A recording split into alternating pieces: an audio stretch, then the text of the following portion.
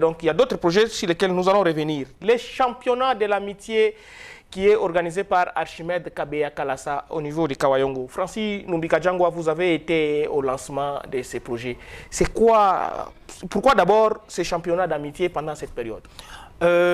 C'est juste pour mettre tous les enfants du territoire de Dilolo ensemble, et particulièrement d'abord pour la première phase le secteur de Mutanda, où plus de 42 équipes ont 42 équipes, été... ça fait un nombre de... Ça veut dire, 800 c'est à peu près 800 jeunes qui sont réunis autour de ces championnats d'amitié que le fils politique de Madame le gouverneur, je cite en la personne de Archimède Kabeya Kalasa, organise, n'est-ce pas, avec toutes les plateformes qui sont autour de son organisation. Je cite ici FIDEC, donc la jeunesse FIDEC de Kawayongo, qui est son parti politique là, oui. C'est son parti politique qui est très très actif dans cette organisation-là. Et en même temps, son organisation non gouvernementale Vision Patriotique. Et vous voyez que l'engouement que ces championnats est en train de créer au sein de ces secteurs, tout le monde ne parle que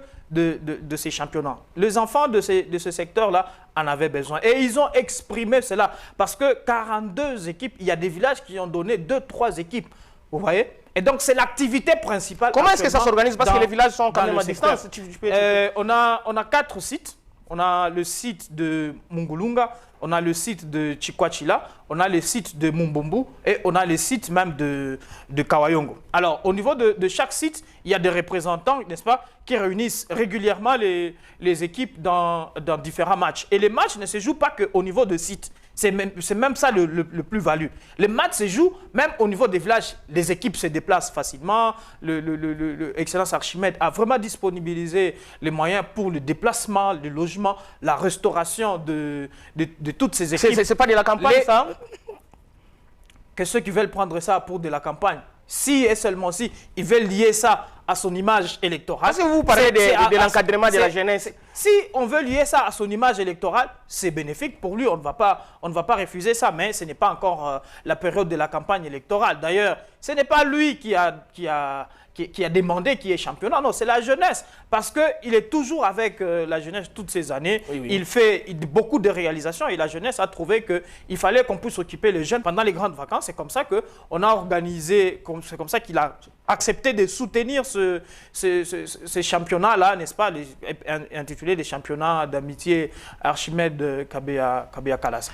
Merci beaucoup, mais on parle également... Il n'y a pas que l'organisation, j'allais d'ailleurs oublier. Ça veut dire non seulement les transports, la restauration, le logement, mais il y a aussi les vareuses et tout ce qui a comme... Ça, on sait parce que les équipes ne peuvent pas jouer sans vareuses, sans bottines. Il a donné les équipements à tous les joueurs. C'est ça, organiser un championnat. Et tout, par rapport au temps qui nous est vraiment imparti. Même les arbitres sont des arbitres professionnels. Hein. Ce sont les arbitres utilisés par les championnats qui se jouent là-bas. Ce ne sont pas des arbitres... Nous allons consacrer un numéro spécial à cette histoire. M. Archimède Kabeya Kalasa, il a les moyens à partir d'où? Parce qu'on nous dit qu'il est en train de construire des ponts dans les territoires de Dilolo. Il y a des localités entre elles. La construction des ponts s'est faite depuis 2017 dans ce secteur-là. Il y en a même des ponts qu'il a construits en 2017-2018 qu'il est en train de réaménager, de reconstruire depuis 2022. Le moyen, il en trouve où? C'est son salaire. Le salaire qu'on lui donne chaque mois, c'est le salaire qu'il utilise pour construire ces ponts. Nous avons vu, j'ai fait un tour sur le net, j'ai vu sur la page d'un communicateur de l'ancien gouverneur Mouye, j'ai critiqué cela, il a dit regardez ce qu'on fait pour les Lolabé, tout ça, tout ça. Comment vous trouvez ce genre de choses? Parce que vous dites que c'est son salaire, ce n'est pas le gouvernement qui lui en donne les moyens. Non, mais si le